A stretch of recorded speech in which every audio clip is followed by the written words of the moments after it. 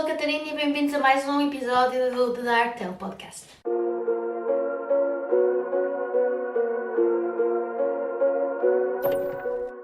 Se é a tua primeira vez aqui no canal, seja bem-vindo, sente-te bem-vindo. Este é um canal feito em português, obviamente, não é?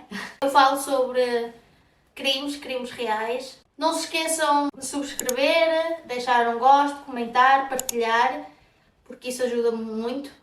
Se gostam do meu conteúdo, quero só dizer a minha nota de atenção inicial.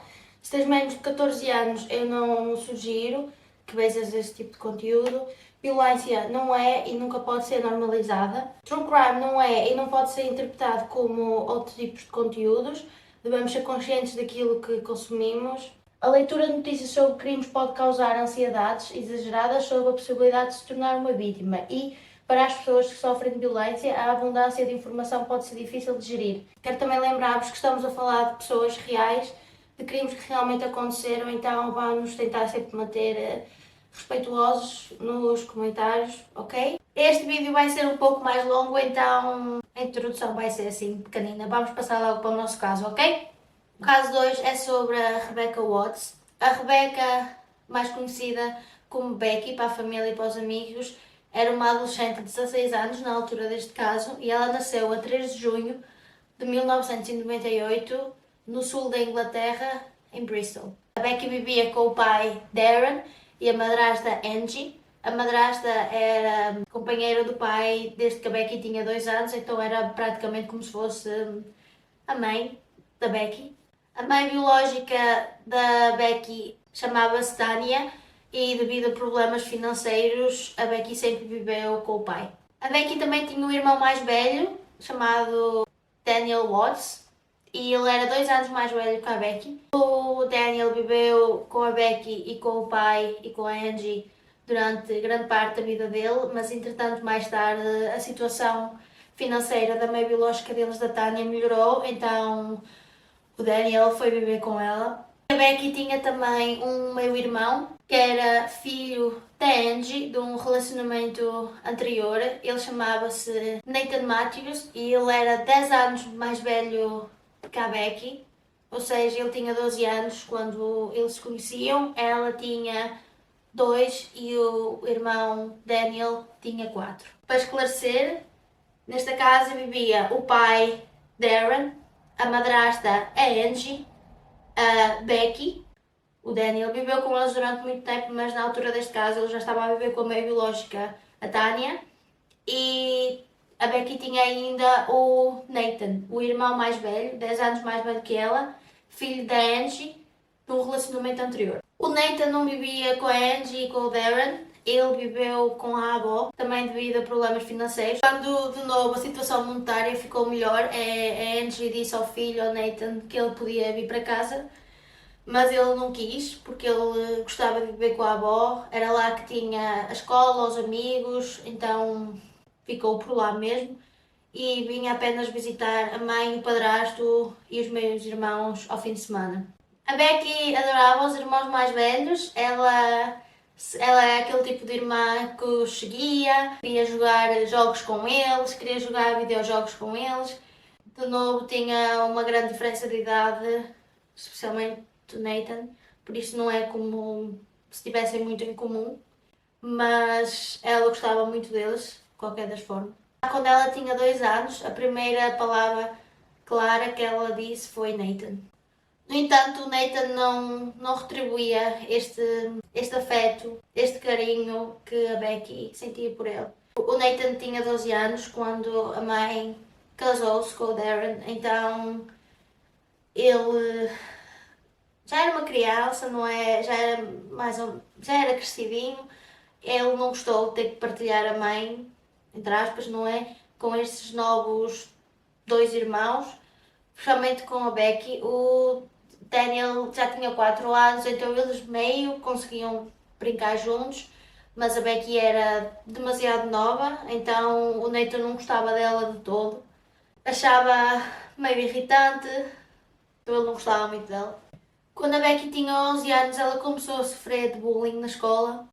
As crianças gozavam com ela por praticamente tudo, pela aparência dela, pelo peso, mas especialmente pelo peso. Eles gozavam com a Becky e diziam que ela era gorda. Parecia um tópico específico que eles gostavam de atormentar. A Becky, como podem imaginar, foi muito afetada por este bullying. Ela chegava a casa a chorar, trancava-se no quarto e começou a insistir que tinha que perder peso. O pai, o Darren e a Angie, eles só queriam ajudar e se perder peso fosse o que faria a Becky feliz. Eles tentaram ajudar, eles compraram-lhe livros de dieta. Eu não acho de todo que a Becky estivesse acima da média de peso. A Becky começou a perder peso drasticamente.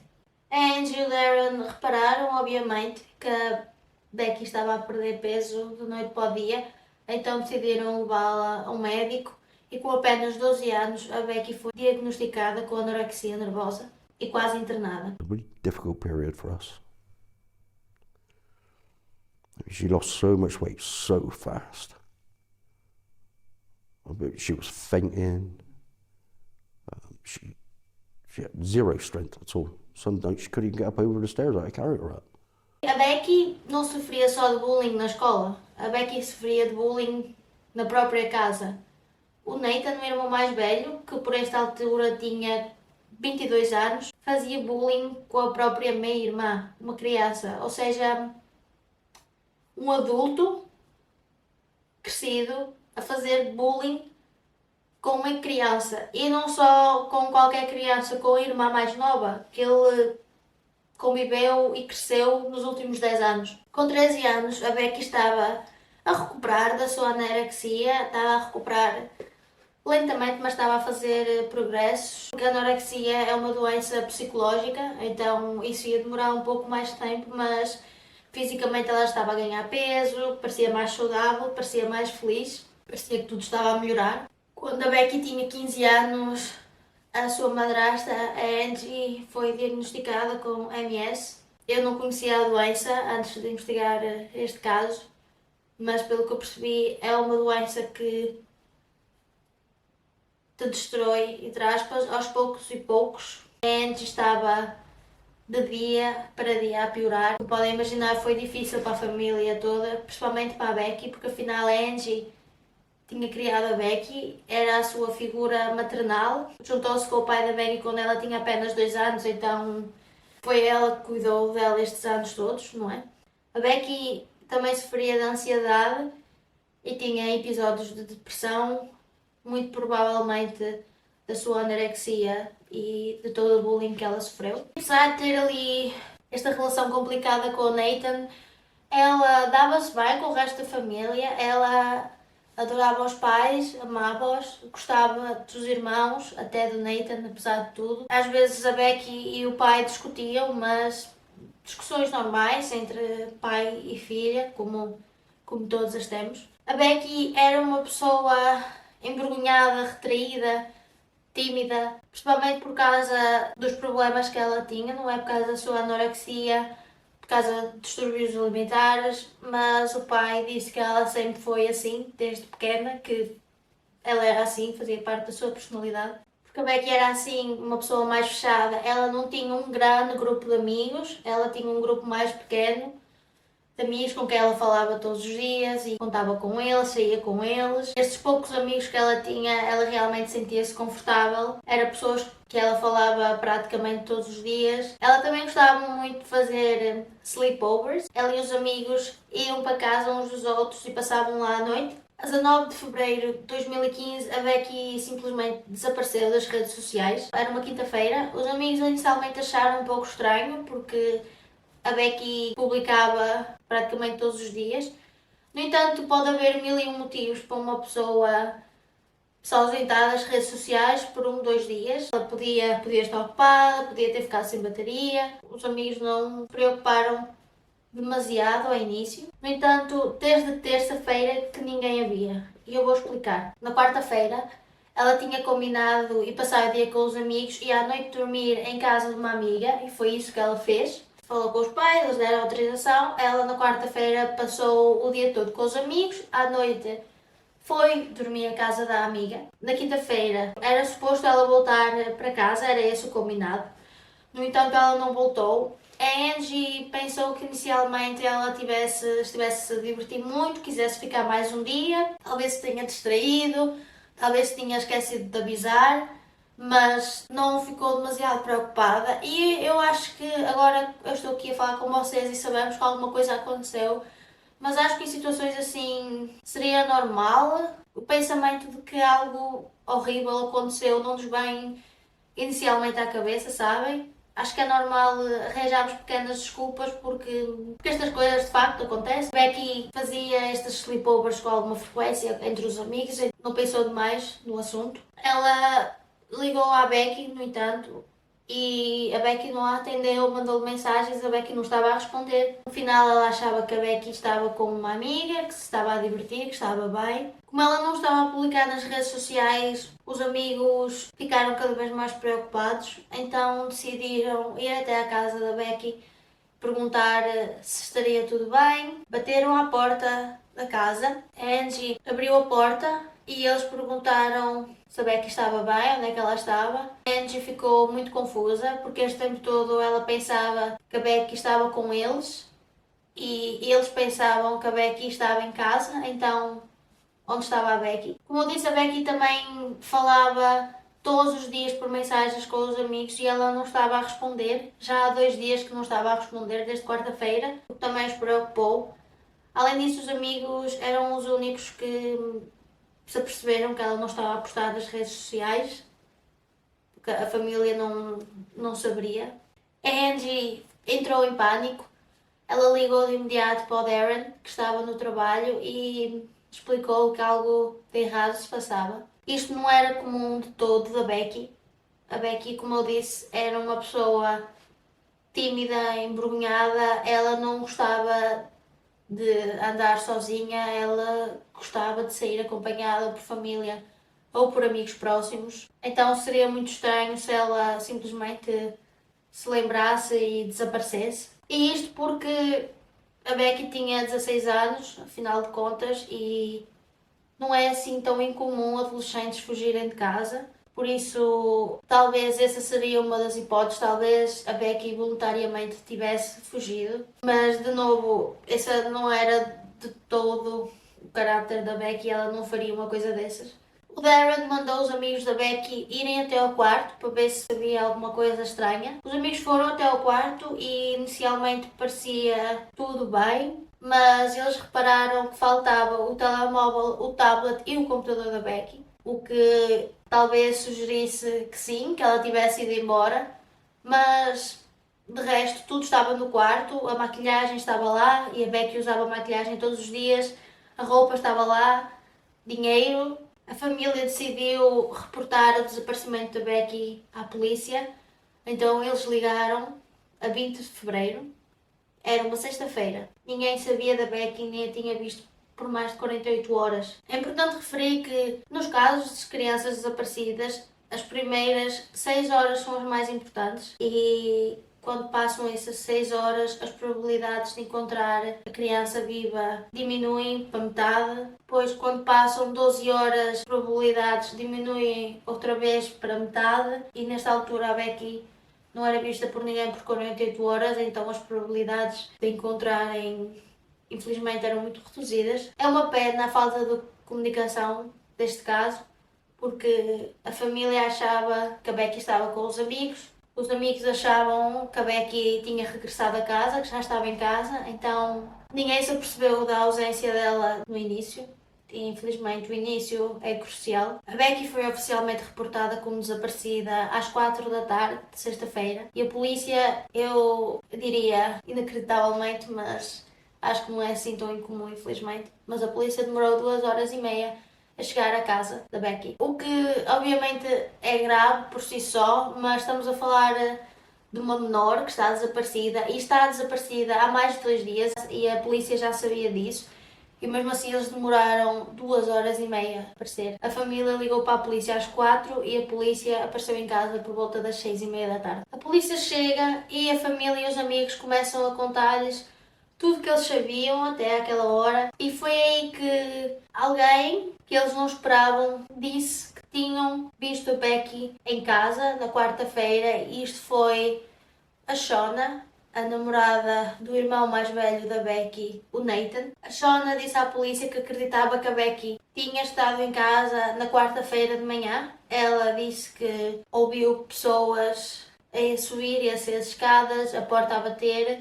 Então ela afirmou que não a viu, mas sabem quando estou em casa e ouvem barulho, então sabem que mais alguém está em casa. Vamos resumir o timeline, porque eu sei que eu estou a tentar o meu melhor, mas eu quero ter certeza que vocês estão a perceber. Na terça-feira foi o último dia que a família viu, de facto, a Becky. Na quarta-feira ela passou o dia com os amigos e à noite dormiu em casa da sua amiga, o que eu acredito que aconteceu mesmo. Ela passou o dia com os amigos e dormiu em casa da amiga, tudo normal. Na quinta-feira era suposto a Becky voltar para casa, ela não voltou, então é a partir de quinta-feira de manhã que ninguém sabe da Becky. A família não a vê desde terça, passou quarta-feira com os amigos, quinta-feira e sexta-feira ninguém a viu. No entanto, agora a Shona estava a dizer que a Becky tinha estado quinta de manhã assim em casa, que não a viu, mas que sabia que ela tinha estado lá. Inicialmente a polícia minimizou a seriedade do caso. De novo, a Becky tinha 16 anos, então não é assim tão incomum, tão estranho ela ter ido embora pelo próprio pé. No entanto, a família continuava a refutar que não, que a Becky não faria isso. Rapidamente os amigos da Becky criaram uma campanha nas redes sociais e foi publicado o hashtag FindBecky. Este hashtag foi visto por mais de 2 milhões de pessoas. Nessa noite o Darren, o pai da Becky, disse que não conseguiu dormir, passou a noite toda a ligar à Becky, a mandar-lhe mensagens, a deixar-lhe mensagens de voz também. No entanto, sem resposta nenhuma. Inicialmente as duas maiores teorias seriam ou rapto ou fuga. A família da Becky apareceu também na televisão e apelaram. Eles falavam para a Becky, se ela possivelmente estivesse a vê-los na televisão, eles pediam para ela voltar, que estavam muito preocupados, por favor, que só queriam que ela voltasse, e apelavam também para a possível pessoa que fez isso para trazer de volta. If you can see this, get in contact. And if anyone out there knows something, just tell us. Just bring her home safe. If you've got her, then put her somewhere we can find her. We want her home, please. Foram postos, neste caso, centenas de polícias, juntamente com centenas de voluntários que queriam ajudar a procurar a Becky. A procura focou-se principalmente na casa dela e na área local à volta. Procuraram principalmente nestas casas à volta da sua área, porque por podia haver possibilidade, se a Becky fugiu e alguém a estivesse a abrigar, podia ser um destes vizinhos, ou dois, se ela realmente tivesse sido raptada, ela podia estar mantida em cativeiro em alguma destas casas. Outros sítios onde a procuraram foi também parques, lagos, mas não encontraram a Becky em lado nenhum. Os dias estavam a passar, as buscas a acontecer e eles não encontravam nada. Nesta altura, a polícia estava sem pistas, então eles optaram por interrogar a família e os amigos da Becky, não como suspeitos, mas para ter uma melhor ideia de como era a Becky, de como era a sua relação com eles, como era o dia-a-dia dela, para conhecer também um pouco melhor a família. Decidiu investigar os alibis da família e dos amigos naquele dia. Focou-se especialmente no irmão mais velho, o Nathan, e da namorada Shona, porque afinal eles foram as últimas pessoas a verem-na. O oficial que interrogou a Shona disse que ela estava um pouco nervosa, ela ria-se aquele riso de nervosismo, que estava um pouco agitada, desconfortável. No entanto, podia ser apenas pelo facto de estar a ser interrogada pela polícia. Acho que qualquer um ficava um pouco nervoso. O Nathan tinha uma postura muito diferente, ele estava muito calmo, muito relaxado, quase até ao ponto de parecer não incomodado com o desaparecimento da irmã mais nova. Mesmo os dois terem assim atitudes um pouco estranhas no interrogatório, não eram provas, eram apenas suspeitas que a polícia tinha deles. 6 dias passaram, ainda ninguém sabia da Becky, a polícia não tinha feito progressos na investigação. O Darren e a Angie saíram de casa para a polícia fazer buscas. Afinal, era a casa onde a Becky vivia e era dos últimos sítios onde ela teria estado, então fazia todo o sentido eles procurarem em casa dela. Uma das coisas mais estranhas que a polícia achou foi que ninguém viu nada, nenhum vizinho viu um carro estranho, nenhum vizinho viu a Becky a sair ou a entrar. Então isto sugeriu à polícia que talvez ela não tenha ido embora, talvez ela nunca tivesse deixado a casa. Ao procurar pela casa, a polícia encontrou o que acreditavam ser manchas de sangue perto da porta do quarto da Becky. E perto destas manchas de sangue tinham o que acreditavam ser impressões digitais. Ambas as evidências foram recolhidas e levadas para a análise. A polícia chamou novamente o Nathan e a Shona para depor. Por um lado, eles tinham sido as últimas pessoas a ver a Becky e, por outro lado, eles acharam estranho a atitude deles nos interrogatórios anteriores. Durante este novo interrogatório, a polícia perguntou ao Nathan como é que era a sua relação com a Becky. O Nathan disse que ele não gostava muito dela, que não gostava da forma como a Becky tratava a sua mãe, a Angie, que achava a Becky um pouco mimada. A polícia achou estas respostas um pouco preocupantes, mas ao mesmo tempo o Nathan admitir que não gostava da Becky não eram provas concretas. No dia seguinte, os resultados das impressões digitais chegaram e foi provado sim que estas impressões eram do Nathan Matthews. As análises do sangue iam demorar um pouco mais. Estes resultados eram importantes porque, por um lado, se fosse provado que o sangue era do Nathan, então ele poderia dizer a desculpa de que ele podia se ter magoado de alguma forma, mas se o sangue fosse da Becky, isso era uma história completamente diferente e estas impressões iam ligar diretamente o Nathan com o desaparecimento da Becky. Mas daí os resultados saíram e foi provado que aquele sangue era sim da Becky, então a polícia foi e prendeu o Nathan e a Shona no mesmo dia. 10 dias depois do desaparecimento da Becky, a polícia foi procurar por provas na casa do Nathan e da Shona. Eles viviam juntos já há algum tempo. Os dois foram inicialmente detidos por rapto, porque acreditava-se ainda que a Becky poderia estar viva. Por esta altura, a polícia já sabia que a Shona estava a mentir pelo comportamento que ela tinha. Eles sabiam que ela sabia mais do que aquilo que estava a dizer. No entanto, ela não se descaiu, por assim dizer. Já o Nathan, ele não se mostrou muito cooperativo. Ele afirmou, vezes e vezes em conta, que não tinha nada a ver com o desaparecimento, que não sabia de nada. A casa do Nathan e da Shona era um pouco mais de 1 mile, que é mais ou menos 1,5 km da casa onde a Becky vivia com o pai e com a madrasta, então era relativamente perto. Ao mesmo tempo que a polícia estava a interrogar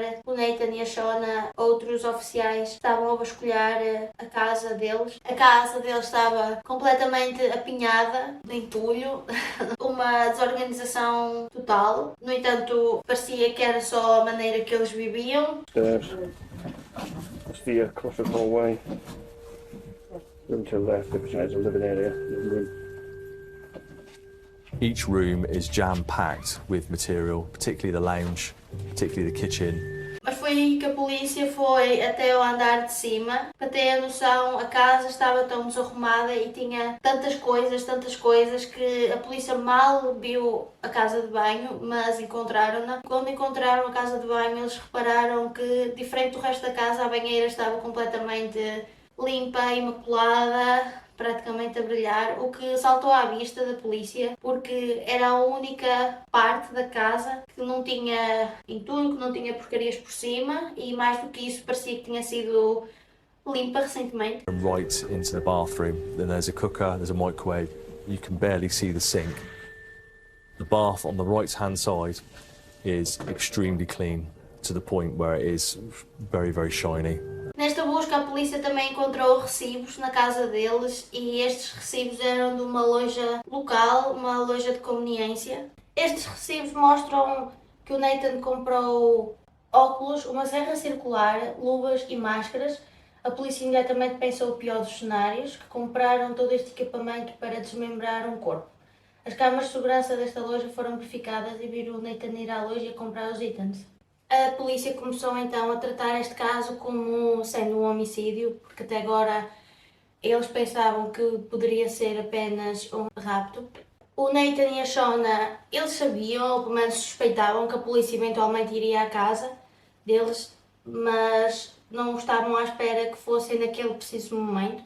A polícia foi procurar por pistas na casa deles enquanto o interrogatório ocorria. Então ele não fazia a mínima ideia que a polícia tinha encontrado a banheira neste estado e os recibos dos itens que ele comprou. Então a polícia, durante o interrogatório, eles optaram por utilizar uma espécie de tática.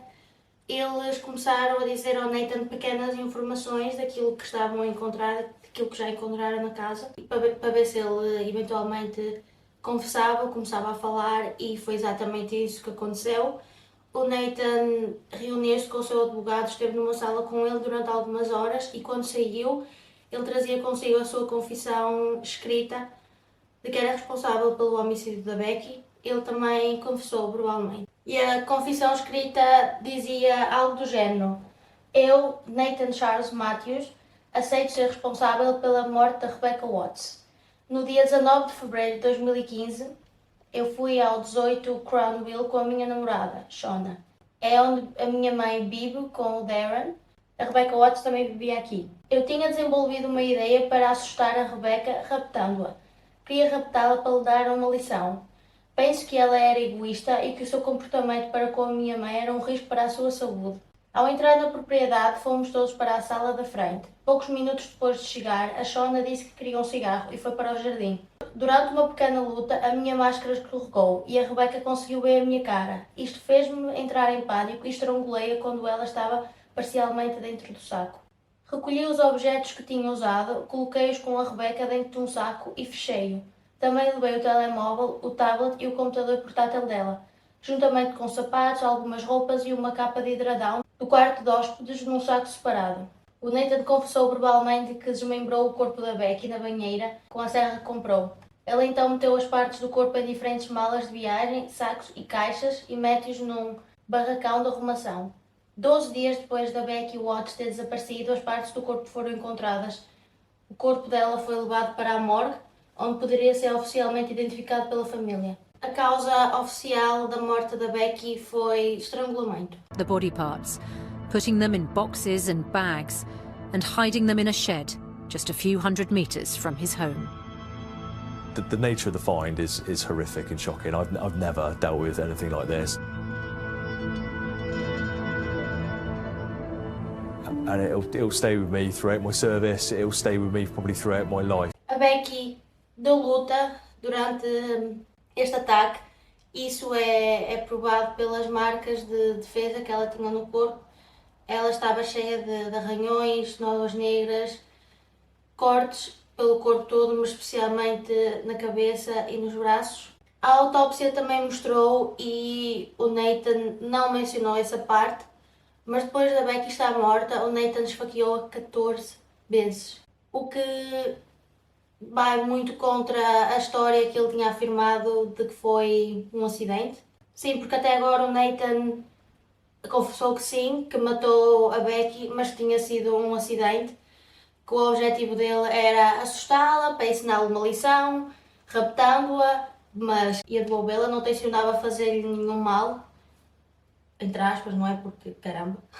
A máscara escorregou, ela conseguiu ver quem ele era e ele entrou em pânico, então foi uma daquelas situações, era uma partida que correu mal. Se é mesmo esse o caso, então porque é que ele a esfaqueou, e 14 vezes depois da Becky estar morta? Depois dela estar morta. I came up with the idea to scare her, because, like, to try and basically make her more appreciative of life, so she'd be more appreciative for other people. She'd be, like, grateful that, you know. Cada peça foi embrulhada num papel aderente e colocado num saco. As peças foram embrulhadas com areia de gato para absorver qualquer líquido e cristais aromatizantes para disfarçar o cheiro. O Nathan mais tarde também admitiu que enquanto estava a estrangular a Becky, a estava a socar. De novo, o que não parece se encaixar com a história de que foi um acidente. A polícia ia investigar, eles não iam levar a palavra do Nate como 100% fiável. A começar, eles não acreditavam que tinha sido um acidente, eles achavam que foi um homicídio propositado. E outra das coisas foi que o Nathan não mencionou o envolvimento da Shona em nenhuma situação. Ele disse que eles chegaram a casa, ela queria ir fumar um cigarro, então foi para o jardim fumar um cigarro e que enquanto ele fazia isto ela estava lá fora, então ela não fazia a mínima ideia do que estava a acontecer, o que de novo não me parece plausível de todo. Era praticamente impossível a Shona não se aperceber de nada. Ele matou a Becky no quarto dela, levou-a para a mala do carro, levou-a para a casa deles e ele depois levou-a para a casa de banho, onde ele eventualmente a desmembrou na banheira. E ela esteve na casa de banho durante pelo menos umas 24 horas, então como é que a Shana não se apercebeu de absolutamente nada e ela não foi à casa de banho durante um dia inteiro? Nathan and Shauna were in the house, and in the car outside was Becky's body. Yeah. Yeah, about 12 feet away from where I was sat, her body was in the back of that car and I didn't even know it. Se eles conseguissem provar que a Shana sabia do que estava a acontecer, que se tivesse visto alguma coisa, ela podia ser oficialmente acusada de desviar o curso da justiça, porque afinal ela estava a mentir nos interrogatórios. A polícia achava, eu também acho, vocês provavelmente também acham, que o Nathan apenas estava a proteger a Shona para ela não ir presa. A polícia começou a utilizar a mesma tática que utilizou com o Nathan com a Shona. Começaram a dar pequenas informações do que estava a acontecer, lembrando que eles estavam a ser interrogados em duas salas diferentes, não é? Então, numa sala o Nathan estava a confessar o homicídio da Becky e noutra sala estava a Shona. A polícia disse à Shona que o Nathan tinha confessado. A Shona continuou refutando na história de que não sabia nada e tinha descoberto naquela manhã. A polícia interrogou o casal durante 96 horas, o que é obrigatório pela lei britânica, e finalmente eles acusaram o Nathan Matthews do homicídio da Rebecca Watts. No entanto, a polícia ainda não tinha nenhum tipo de evidência que pudesse ligar a Shona à Becky, mas essas evidências eventualmente chegaram. 2 meses depois do desaparecimento da Becky, a polícia conseguiu finalmente ter acesso às mensagens apagadas do telemóvel deles. Eles obviamente já tinham procurado pelo telemóvel mensagens suspeitas, mas ainda não tinham tido acesso às mensagens apagadas, o que demora um pouco mais de tempo, mas eventualmente conseguiram.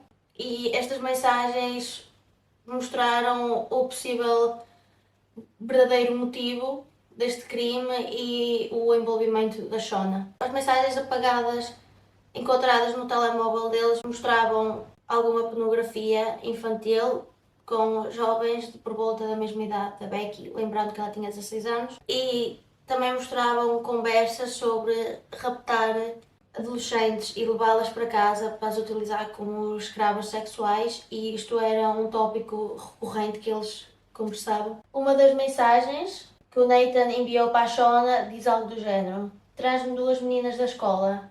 A Shana responde: lol, apenas vou raptá-las da escola. A Shana manda também para o Nate: acabei de ver uma pequenina menina, quase a deixei inconsciente para a trazer para casa, XOXO. E isto era comum nas mensagens deles, eles diziam coisas horríveis sobre raptar e abusar de menores, e depois metiam lol, XOXO, yeah.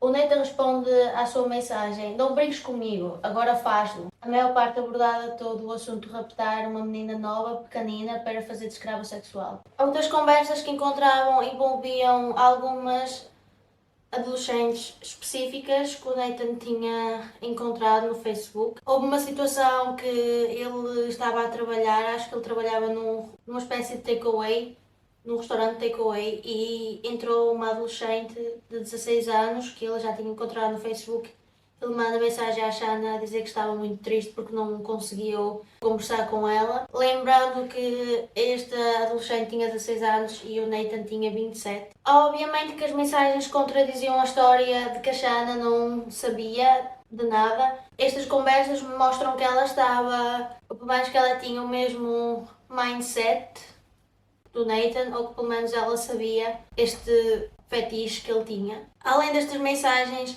a equipa Florence conseguiu provas físicas que ligavam finalmente a Shauna à Becky. Eles encontraram o ADN dela numa das máscaras que foi utilizada enquanto eles desmembravam o corpo da Becky. Então finalmente puderam acusar oficialmente a Shauna de homicídio. Quando isto tudo veio à tona, o Darren, o padrasto do Nathan, foi aí que ele começou a olhar para trás e a refletir.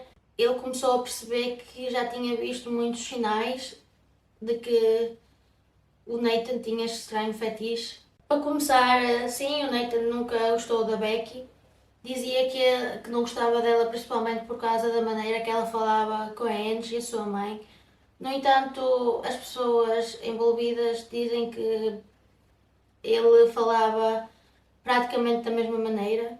Lembrando que ele sempre fez bullying com ela e quando ele já era adulto e ela era apenas uma menina. O que também não é uma situação comum, é normal os irmãos terem discussões, discutirem por algumas coisas, mas nesta situação estamos a falar de um distúrbio, mesmo que a Becky tinha, de problemas mentais, e ela tinha 12 anos, era uma criança e ele já era um homenzinho, não é? Tinha 23, então este comportamento entre irmãos não é de todo normal, este abuso.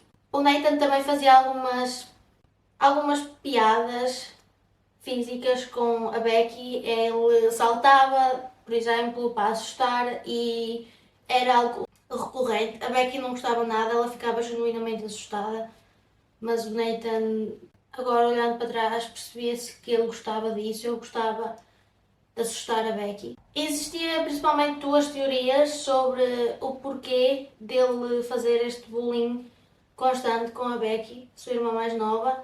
Existe a teoria de que, como ele tinha esta atração por jovens menores de idade, por volta da idade da Becky, ele desenvolveu alguma espécie de atração pela Becky e talvez no seu subconsciente sabia que era errado, que ele não podia gostar dela dessa maneira, então é por isso que filtrava esta frustração e a tratava tão mal.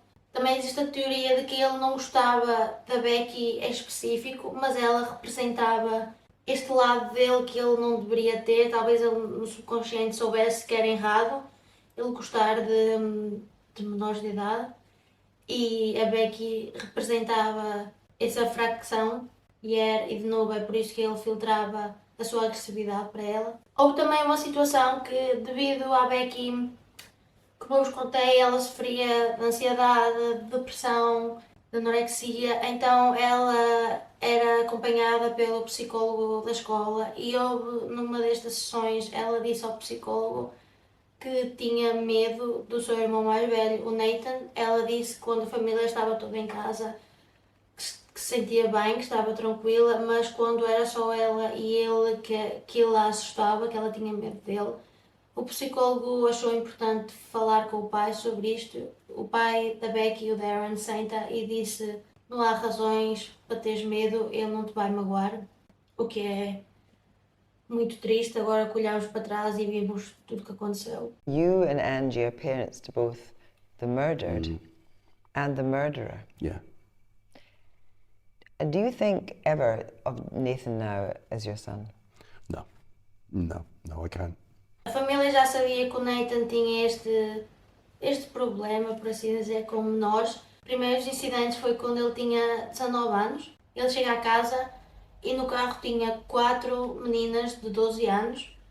O Darren, o padrasto, disse: não, nem pensar, leva-as para casa, é que nem pensar, devolve-as onde as encontraste, mas elas não entram nesta casa. Com 21 anos, o Nathan começa a namorar com a Shauna, foi aí que eles se conheceram. Quando ele trouxe a Shauna para casa, de novo a família disse que não ia aceitar, que ela era demasiado nova. O Nathan disse que ela tinha 19 anos, mas pelas palavras do Darren, ela não parecia ter mais de 14 anos. A mãe, Angie, disse que ela não entrava em casa enquanto eles não trouxessem algum tipo de identificação que mostrasse a idade dela. Eles nunca trouxeram esta identificação, isto tudo em 2008, mas eles continuaram a saber, apesar deste impedimento dela entrar em casa. 2 anos mais tarde, em 2010, eles voltam, o Nathan regressa com a Shona e ela mostra o seu BI, a sua identificação, à mãe, à Angie, e mostrava que ela tinha 16 anos na altura, quer dizer que sim. Em 2008, quando ela trouxe pela primeira vez, quando eles começaram a namorar, ela tinha apenas 14 anos e o Nathan 20. Dessas 4 pessoas, 2 delas foram mesmo acusadas. O Dimitri recebeu uma pena de 2 anos e a Jadine de 16 meses. Eles afirmavam que não sabiam que estavam a esconder um corpo. Eles achavam que na verdade estavam a esconder cannabis. A polícia chegou a estas 4 pessoas porque viram mensagens no telemóvel do Nathan para eles a dizer que lhes pagava um bom dinheiro se eles escondessem algo por ele. A defesa do Nathan ia principalmente com a história de que foi um acidente, foi acidental, ele não tencionava matá-la naquele dia, e a defesa da Shona continuava a afirmar que ela não sabia de todo o que estava a acontecer, que ela não tinha envolvimento nenhum. No entanto, além de todas as provas que já tinham, principalmente contra o Nathan, o DNA que encontraram no quarto dela, as câmaras de segurança que mostram ele comprar a serra, as luvas e as máscaras, também encontraram câmaras de segurança que mostram o Nathan no dia seguinte ao homicídio a ir comprar um montão de produtos de limpeza. Então tinha um caso bem sólido contra ele. E a Shona também, obviamente, tinham as mensagens deles, os dois, entre eles os dois, que mostravam que ela não era assim tão inocente. Encontraram também o ADN dela numa das máscaras. O júri foi rápido a deliberar e poucas horas depois eles seguiram com a sentença de ambos. O Nathan Matthews foi considerado culpado do homicídio da Rebecca Watts e a Shona Hart foi culpada de homicídio em 2º grau, conspiração de rapto e desvio do curso da justiça. O Nathan recebeu uma pena perpétua com um mínimo de 33 anos, enquanto a Shona foi de 17 anos. 7 meses depois do julgamento, em 2016, ambos tentaram recorrer para diminuir a sentença. No entanto, foi-lhes negado porque o tribunal achava que as sentenças foram justas e foram justificadas. Mas aqui vê-se que a Shona recebeu uma pena menor que a do Nathan, questionável. People often ask me how I feel about Nathan after what he did. Of course, I still love him. He is my son. When you're a mother, you can't ignore that unconditional love for your children, no matter what they do. How do you deal with Angie's continuing love for Nathan? Yeah, it's a bit of a sore subject for me. So Angie tends not to mention it now. I mean, I understand that, you know, the unconditional love for an infant, when they've turned into a monster, I just can't get my head around that.